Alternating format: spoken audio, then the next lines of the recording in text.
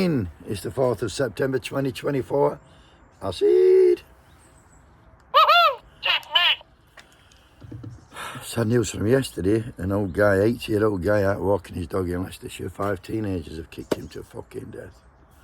I think a couple of them weren't even teenagers, they were like 12-year-olds. What did he do with him? What's we all coming to? But today we're going to talk about Lucy Connolly. She's a childminder from Northampton. And what happened after the Southport stabbings, Lucy went on Twitter, or X, whatever you want to call it, social media, and she posted an inflammatory post. And what happened at a hearing on Monday, Lucy Connolly, 41-year-old, pleaded guilty to publishing threatening or abusive material intending to stir up racial hatred.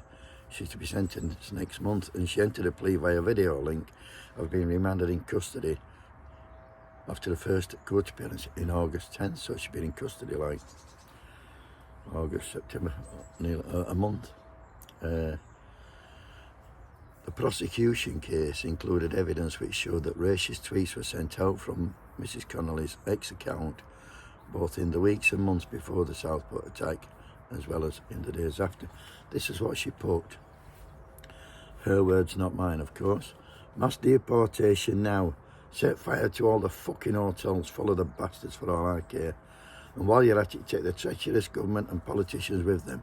I feel physically sick knowing what those families are going to have to endure. And if that makes me a fucking racist, so be it. Does that warrant a prison sentence? Well, let me tell you something. Somebody retweeted that, they shared that post, and they've got locked up for 3.5 years.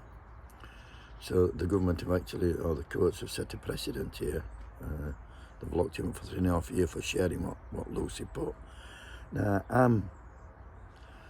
I've got some sympathies here, as daft as it sounds. I think 3.5 years is very, very harsh for her.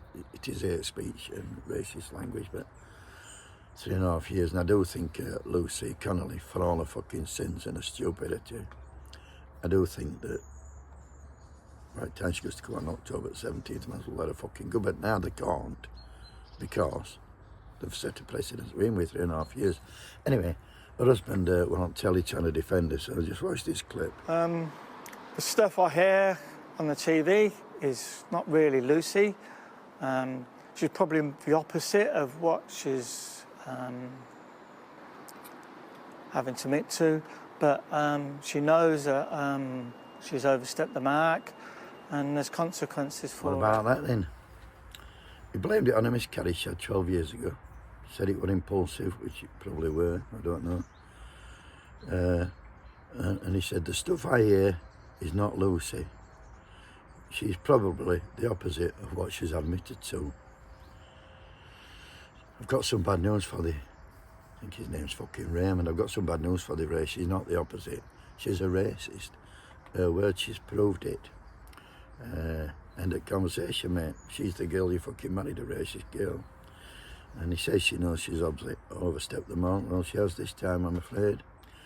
But you know what? Is there any wonder people like Lucy and people even my age are talking like this when you've got 14 years of Tory fucking racism? You've had Boris Johnson, Suella Braverman, Lee Anderson, Robert Jenrick, demonising fucking Margaret, Theresa May.